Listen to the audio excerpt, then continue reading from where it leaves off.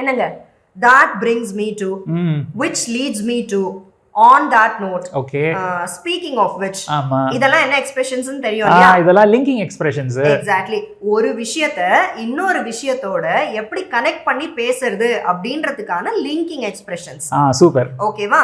இத எங்க எப்படி யூஸ் பண்ணணும் கொஞ்சம் எக்ஸ்பிளைன் பண்ணி ஒரு வீடியோ போடுங்க மேம்னு ஒரு சப்ஸ்கிரைபர் கேட்டிருந்தாங்க. ஓ சூப்பர். ஓகே. அவங்க கேட்டதுக்கு ரிலேட்டடா நான் இத சென்டென்சஸ்ல ஃபார்ம் பண்ணி இங்கிலீஷ் சென்டென்சஸ்ல ஃபார்ம் பண்ணி எடுத்து வச்சிருக்கேன். ஒண்ணா உங்ககிட்ட கேட்டுட்டே வருவேனா அதை எனக்கு என்னன்னு எக்ஸ்பிளைன் பண்ணிட்டே வருவீங்களா? ஓகேவா? ஓகே. அதுக்கு முன்னாடி hi friends, welcome to English அரட்டை. இங்கிலீஷ் பேசி பழகலாம் வாங்க. ஓகே, முதல் சென்டென்ஸ் என்ன? முதல் sentence, we finished cleaning all the rooms and that brings me to our next task, washing clothes. இந்த சென்டென்ஸ்க்கு என்ன அர்த்தம்? ஓகே, நம்ம எல்லா ரூம்ஸையும் க்ளீன் பண்ணி முடிச்சிட்டோம். அதாவது முடிச்சாச்சு. அடுத்து நான் என்ன சொல்ல வரேன்னா நம்மளுடைய அடுத்த வேலை துணி துவைக்கிறது. இதுதான் அந்த சென்டென்ஸ்க்கான இன்டர்பிரிட்டேஷன். Very good. சரியா? அடுத்த sentence, I've bought the chocolate you asked for and that brings me to the most important point, you are not supposed to eat it at night. இந்த சென்டென்ஸ்க்கு என்ன அர்த்தம்? ஓகே, நீ கேட்ட அந்த சாக்லேட்டை நான் வாங்கிட்டு வந்துட்டேன். அதனால நான் உனக்கு முக்கியமா என்ன சொல்ல வரேன்னா நைட்டு நீ அந்த சாக்லேட்டை சாப்பிடக்கூடாது.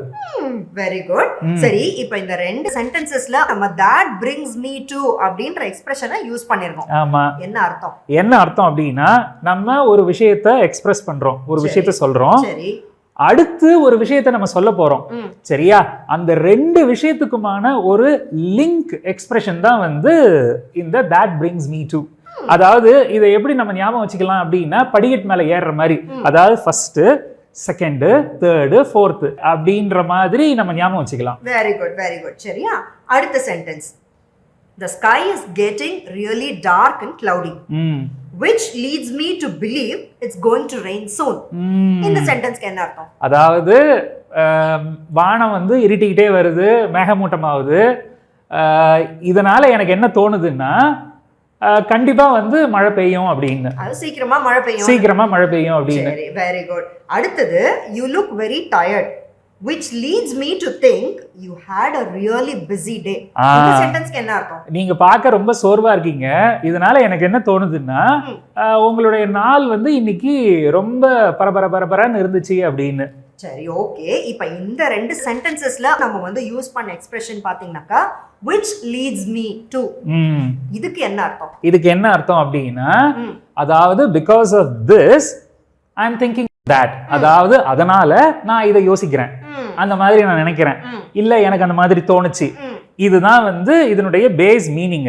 இப்ப உதாரணத்துக்கு அந்த ஃபர்ஸ்ட் எக்ஸாம்பிள்ல பார்த்தோம்னா மேகம் இருட்டுனதுனால எனக்கு மழை பெய்யும்னு தோணுச்சு. ரெண்டாவது எக்ஸாம்பிள் சென்டென்ஸ்ல உங்களை பார்க்க சோர்வா இருக்கிறதுனால எனக்கு உங்களோட நாள் பிஸியா இருந்திருக்கும் இல்ல இருந்துச்சு அப்படின்னு தோணுச்சு. சோ இதெல்லாம் தான் இந்த எக்ஸ்பிரஷனுக்கான meaning. Very good, very good. சரியா? அடுத்த sentence, it's time to go to bed. On that note, don't forget to brush your teeth first. என்ன அர்த்தம்? அதாவது தூங்குறதுக்கு நேரம் ஆயிடுச்சு. ஆன் தட் நோட் அப்படின்னா இதோட நான் ஒரு பாயிண்ட்டை அடிஷ்னலா ஆட் பண்றேன். உனக்கு தூங்குறதுக்கு நேரம் ஆயிடுச்சு, அப்புறம் பிரஷ் பண்ண மறந்துடாத, அதாவது தூங்க போறதுக்கு முன்னாடி பல்லு விளக்க மறந்துடாத. சோ ஒரு additional point. Very good, very good. சரியா? அடுத்த sentence, we are going to the beach today. On that note, everyone needs to play safe and always be together. இந்த சென்டென்ஸ்க்கு என்ன அர்த்தம்? அதாவது நம்ம இன்னைக்கு பீச்சுக்கு போறோம். on that note, ஓகேவா? அப்புறம் நான் என்ன சொல்ல வரேன்னா எல்லாரும் பாதுகாப்பா விளையாடணும், அதே மாதிரி எல்லாம் ஒண்ணா கூட இருக்கணும், பிரிஞ்சு போயிடக்கூடாது.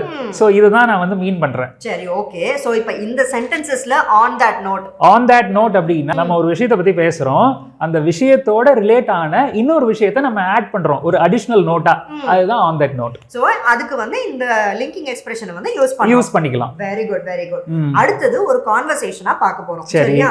ரெண்டு பேர் பேசிக்கிறாங்க. அதுல ஒருத்தர் சொல்றாரு, I am going to watch that English movie அப்படின்னு.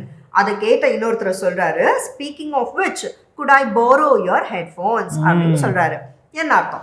அதாவது ஏ சொல்றாரு இல்லையா, நான் அந்த இங்கிலீஷ் படத்தை பார்க்க போறேன் அப்படின்ட்டு. அதை கேட்ட உடனே பிக்கு உங்க ஹெட்ஃபோன்ஸ் வந்து வாங்கிக்கலாமா, கொஞ்சம் கடன் வாங்கிக்கலாமா அப்படின்னு கேட்கிறாரு. அதாவது இதுக்கு என்ன, இந்த ஸ்பீக்கிங் ஆஃப் விச் அப்படின்றதுக்கு இங்க என்ன மீனிங்னா, சொன்ன ஏதோ ஒரு வார்த்தை இல்ல அந்த முழு வாசகமோ இவரு ஹெட்ஃபோன்ஸை வாங்கணும் அப்படின்ற அந்த நினைப்ப அவருடைய மூளைக்குள்ள கொண்டு வந்திருக்கு. அதாவது ஒரு ரிமைண்டர் மாதிரி. அவர் ஏற்கனவே அந்த ஹெட்ஃபோன்ஸை வாங்கணும் அப்படின்ற அந்த நினைப்புல இருந்திருப்பாரு. ஆனா அவர் படம் பார்க்க போறேன் அப்படின்ற அந்த வாசகத்தில் ஏதோ ஒரு வார்த்தையோ இல்ல அந்த முழு வாசகமோ இவரு அந்த ஹெட்ஃபோன்ஸை இமீடியட்டா வாங்கணும் அப்படின்ற அந்த நினைப்பை வந்து கொண்டு வந்துருச்சு. அதுக்கு உண்டான லிங்கிங் எக்ஸ்பிரஷன் தான் வந்து speaking of which could I borrow your headphones? அட அந்த மாதிரி. Very good very good. சரியா, அடுத்தது ஒரு கான்வர்சேஷன், ரெண்டு பேர் பேசுறாங்க. this ice cream is so tasty அப்படின்னு ஒருத்தர் சொல்ல இன்னொருத்தர் பதில் சொல்றாரு, speaking of which did you know I have a sweet tooth அப்படின்னு. என்ன அர்த்தம்? அதாவது சொல்றாங்க இந்த மாதிரி அந்த ஐஸ்கிரீம் வந்து ரொம்ப டேஸ்டியா இருக்கு அப்படின்னு சொல்லிட்டு, ஐஸ்கிரீம்னு சொன்ன உடனே பிக்கு வந்து உங்களுக்கு தெரியுமா எனக்கு ஸ்வீட்ஸ்னா ரொம்ப பிடிக்கும் அப்படின்ட்டு. ஸோ அந்த ஐஸ்கிரீம்னு சொன்ன அந்த வார்த்தை வந்து இவருக்கு இனிப்பு பிடிக்கும் அப்படின்ற அந்த நினைப்பா அவர்கிட்ட எக்ஸ்பிரஸ் பண்ணுன்ற அந்த தாட்டை வந்து கொண்டு வந்துருச்சு. ஸோ இந்த மாதிரி ஒருத்தவங்க சொல்றது மூலியமா அப்படின்னு நம்ம எக்ஸ்பிரஸ் பண்ணி ஒரு விஷயத்தை வந்து சொல்லுவோம். ஸோ அதுக்குண்டான அந்த அப்படின்றதுக்கு உண்டான எக்ஸ்பிரஷன் தான் வந்து speaking of which. Very good, ரொம்ப அழகா வந்து சொன்னீங்க.